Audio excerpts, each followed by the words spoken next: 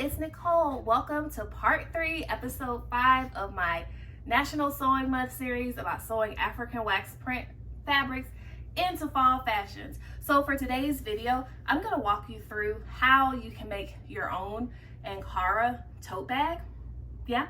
And so if that's something that you're interested in, oh, by the way, why should you watch my video?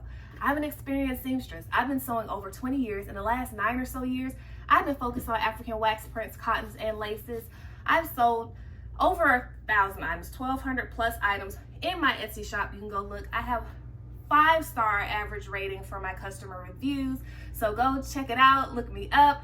But I'm really passionate about sewing. I love to sew. I love encouraging others to sew, and so the purpose of this series too is to generate more interest not only in sewing, on how you can have ideas on how you can incorporate African wax prints into your sewing. If you want opportunity to express your African culture, your American culture, if you just love the prints and want to wear them in different ways, and maybe necessarily you don't want to wear a full dress or wear a full coat, but you're still interested in having little accents of them in your wardrobe, right? Then this is the place for you. So stay tuned while we go through how you can cut out the pieces so you can make your own tote.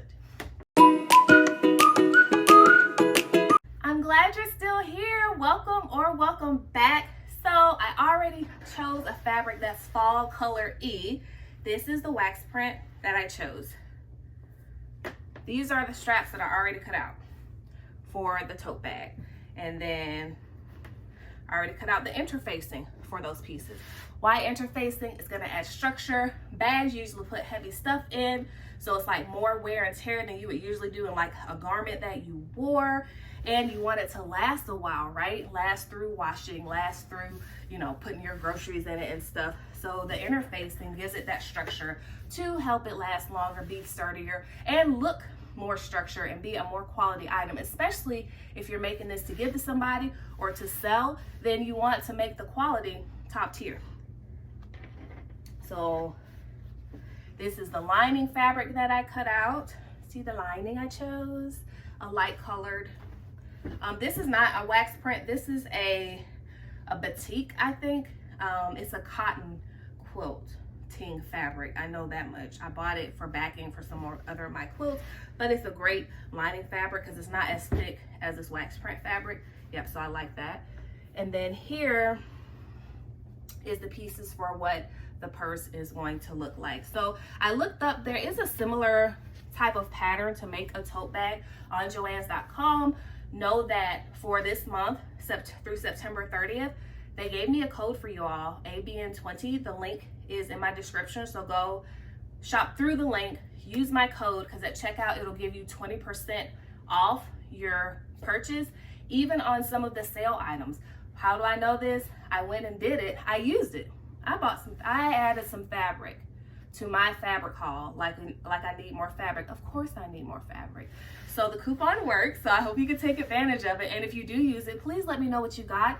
If you're gonna put your fabric haul on social media anywhere, tag me at Adorned by Nicole. I would love to see what you got and what you plan to make, and to help out my fellow sewers, my budding sewers, and hope to give you ideas that when you do decide to start sewing, you can be like, hey, let me try this or that. That's what I'm here for. So I took a half a yard of fabric to make of each of these, right? So half a yard of this main fabric, half a yard minus 4 inches, right? So really like 14. I got mixed up. See, that's why I wrote it down.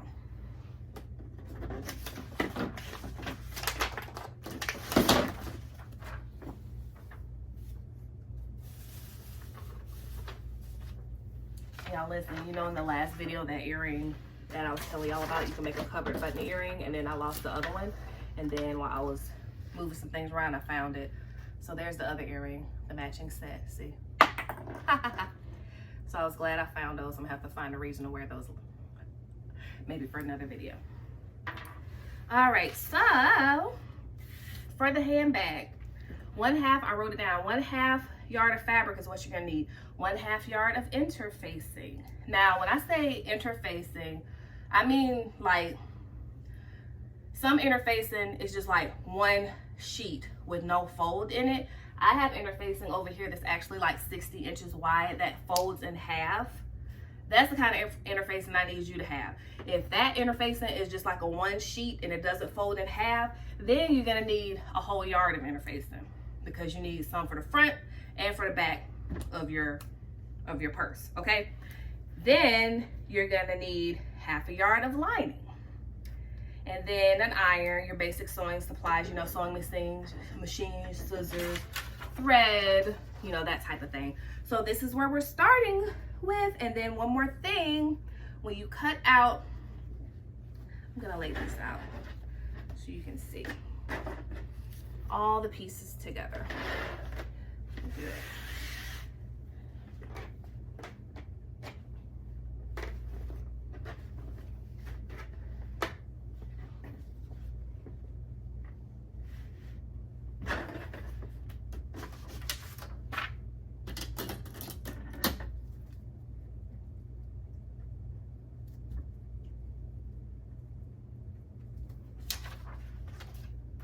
So here are the supplies you're gonna need. 1/2 yard of fabric, 1/2 yard of interfacing. I already explained though that if it's a one, interfacing doesn't have a fold in it, then you need a whole yard of interfacing, 1/2 yard of lining, and then your basic sewing supplies. So this is the width of fabric, and then this is the 18-inch part. So from that, you're gonna cut 4 inches, because this fabric is folded in half, right?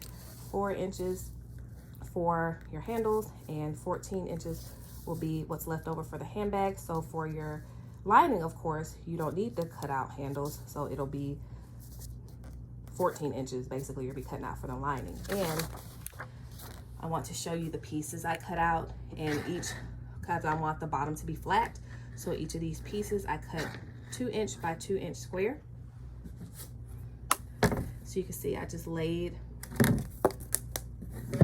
this way, so you can see I laid my ruler on top of the fabric and then measured the 2 by 2 and then cut it out with my scissors. So I did that for the exterior fabric. I did that for the lining fabric. Cut it out because, right, the lining's gonna go inside. And I also did it for the interfacing that I'm going to iron onto the exterior fabric. And then these are the handles. And then I also did an interfacing for each of those just so they can have a firmer structure. For my handles, I'm gonna iron the interfacing on these, fold these in half, sew them, flip them inside out, and then those, press them, you know, stitch the outside, and then those will be my handles. And so those are the main things you will need. Okay, so first I am going to take my interfacing and sew it to this exterior of the purse, and then I'm going to take the interfacing and sew it, iron it. This is iron on fusible interfacing. I'm going to iron it to these handle pieces and come back. And this is what it looks like after ironing the interfacing onto both sides of the exterior of the handbag and onto both handles. So I have folded each of the handles in half and pinned them. So now I'm going to stitch a 1/2 inch seam along both of these edges. And then I'm gonna flip it inside out and press it and top stitch it, and then we will see the results. Okay, so this is what the finished strap looks like. So this is the seam from where you saw in the where I had pinned it and stitched it. Then I turned it inside out, and then I pressed it with the seam in the center of the strap so that you can only see the seam from this side. And then I top stitched on either side to make it look more strappy and make it be more sturdy. So now that I've done that and made 2 straps, then I take the front of the purse and I find the center point, which was here, and I measure 3.5 inches on each side of the center point. So that's what these lines are, and that's these on the outer point are my strap placement marks. So I've already done it on this piece where you can see I have pinned the strap along the lines with the seam part facing me because I want that to face toward the inside. Just imagine you're wearing the purse. This is the outside you're gonna see with it first with the strap. This mark is erasable, and so that's, you want the seam to be toward the inside. So I pinned it on those markings on both sides. So now I'll probably stitch this in place, like stitch it at 1/4 of an inch, and then I will show you how to put right sides together on this outer piece, how to put right sides together on the lining, and then how to stitch it all together.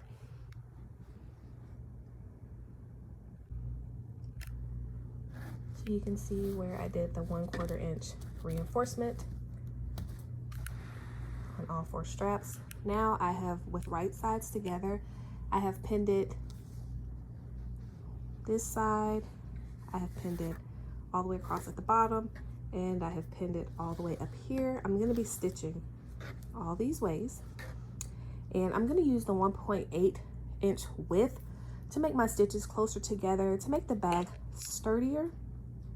And so I'm going to go to the sewing machine and stitch that, then show you how to do your corners.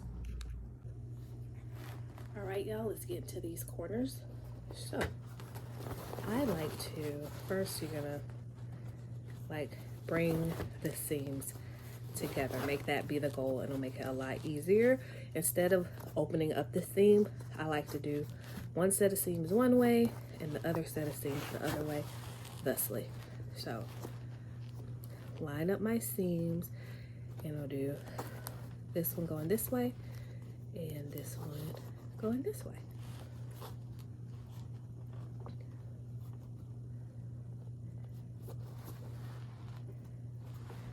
Just gonna pin those down.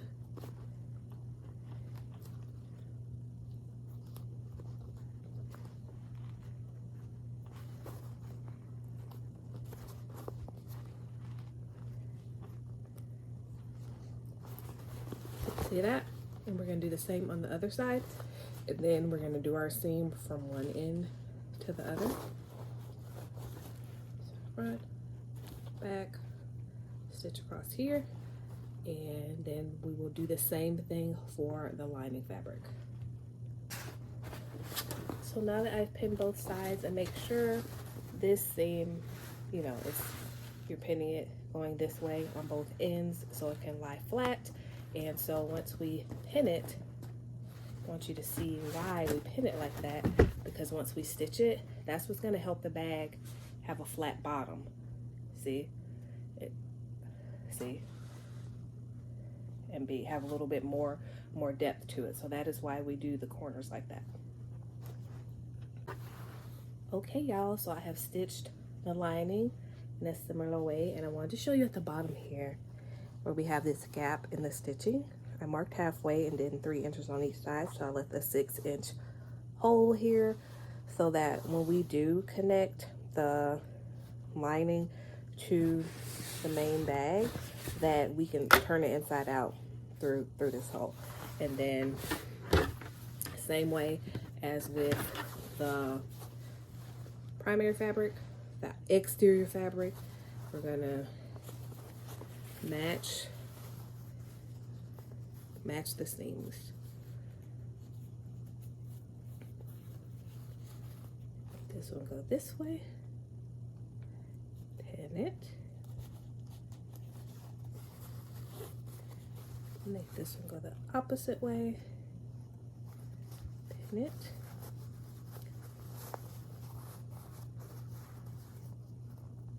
and then pin the other end. It doesn't have to match up exactly. See how it's a little off? That's okay.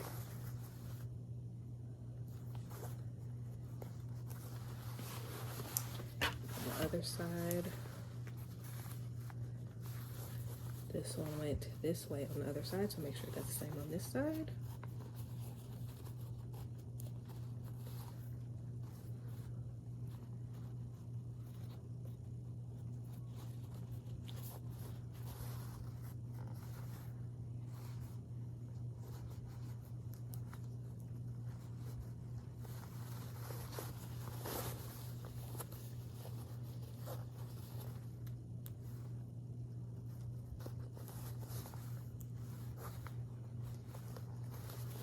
Okay, we did it. So that's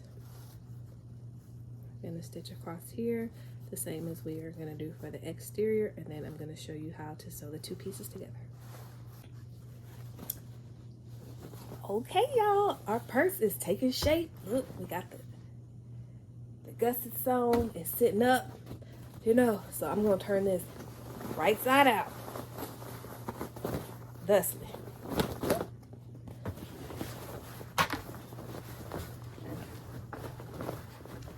Push that corner out so you can see what it's looking like.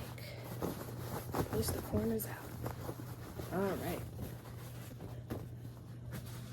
She's shaping up so far. She's got her straps. So then we got the lining fabric, and we're gonna leave it inside out because we're gonna put this inside this. Because we want to do right sides together.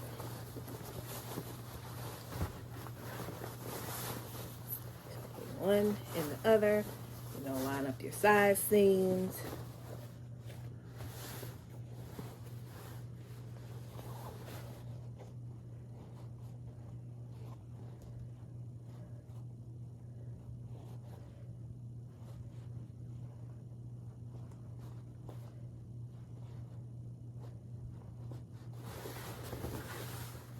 See that? Lined up. Okay. We are getting close to done. This is so exciting. Okay, make sure this goes this way, so we'll do this one that way.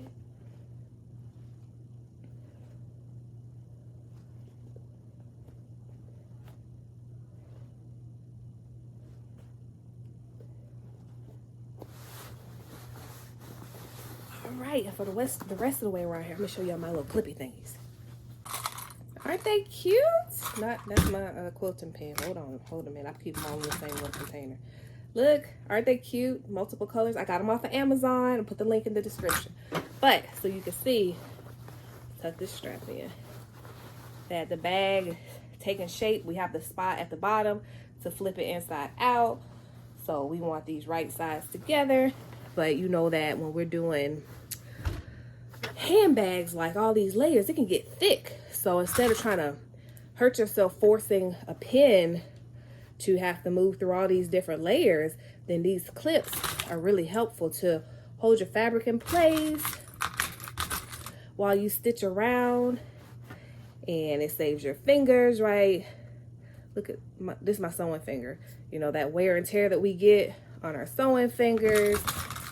It's just a very convenient thing, and so I'll try to remember, and if I forget, remind me, but I'm putting it in the description box so you can see. I think I'm just going to add it to where I have my Amazon store listed on the description box, and I'm gonna just add it to that for y'all. Clip it, and I'm still doing that 1.8 width stitch around here, around the bag.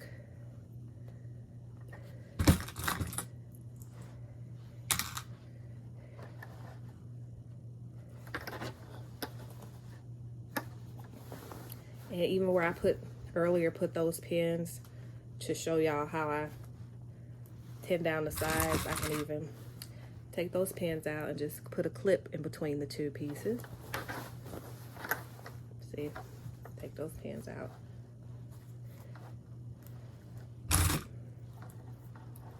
And clip in between. There we go.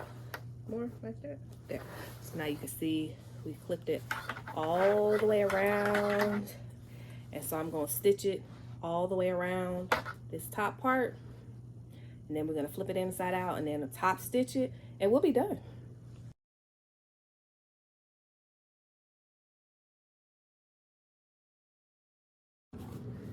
I'm at my sewing machine, so I wanted to show you how it looks after I've sewed all the way around the top of the purse, and now I'm gonna, through this part at the bottom, I'm gonna bring it inside out, flip it inside out.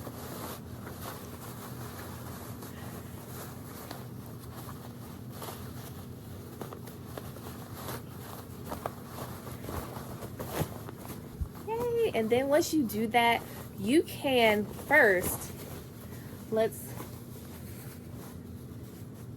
close this hole up at the bottom where we just flipped it out. Now, if you want to, you can change the thread to a white thread or a thread that more closely matches this lining. I'm not that worried about it. I'm going to keep it the orange that I've been doing for this whole purse. Pin that and stitch that. And then after I stitch this closed, I'm going to take this to the iron so that I can iron the seam really well this way, like really flat. So when I flip it inside out, when I tuck this, the lining inside the purse, the outside of the purse, then it'll be a nice smooth. So I'm gonna press it this way. Then I'm gonna turn it in and kind of press along the seam to lay the foundation for me to do that final stitch around to complete this tote. So this is what it looks like after I have pressed the lining into the bag before I do the final seam around the top stitching. Really exciting. And so let me do that and then I'll show you the finished bag. Hi, so we did it. This is your finished tote. Look at her. And this will be a perfect like grocery tote. Let's go to the grocery store, you know. Yeah, bring this down. Yeah. Look, y'all, my other camera was on its last legs, so I'm recording this on a different one. So I'm sorry for the change of venue, but I wanted to get this in. But yeah, so what do you think? Would you make it or do you want to buy it? Yep. So I have a version that has a zipper that I have made. This is the one that's listed as the everyday tote in my Etsy shop because it has these handles like this, and then it has the zipper in it and the contrasting fabric on this lapel. And this bag also has a pocket in it.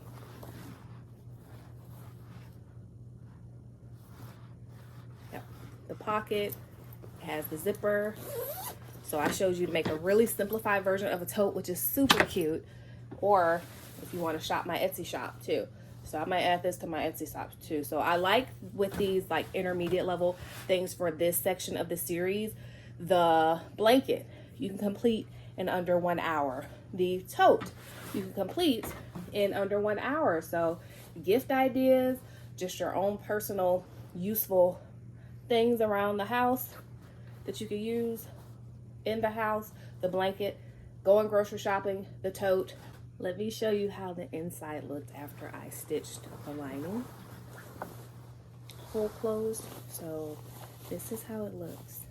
Just a little thin top stitch to close up that seam. And then it just goes in here. And the reason I didn't bother with what thread color is, because look in there. Like you can barely see where it is, if at all. And then once you put stuff in there, nobody's gonna be looking in there to see what color the stitching is where you close up the purse.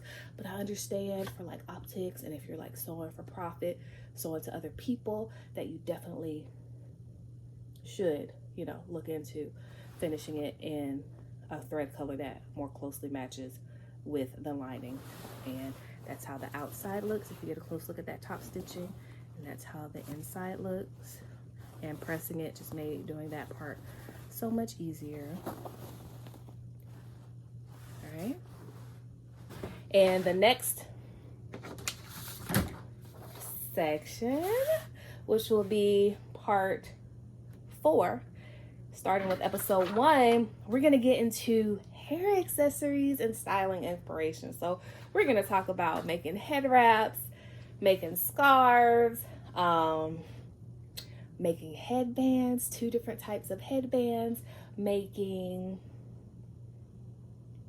pillowcases and bonnets, hair clips, and even have some giveaways scheduled. So if you don't follow me on Instagram yet, go follow me over on Instagram, Adorned by Nicole. That's the platform where I'm going to be doing my giveaways through. So make sure you're following me over there and that you follow the instructions to be entered into the giveaway. I'm going to be doing at least 3 over there for National Sewing Month.